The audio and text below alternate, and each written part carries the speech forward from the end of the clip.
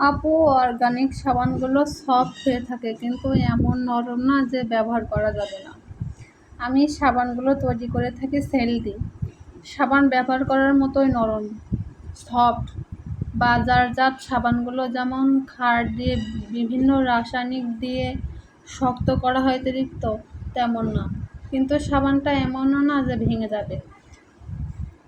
এই দেখুন, আমার সাবানটা দেখুন, দেখছেন?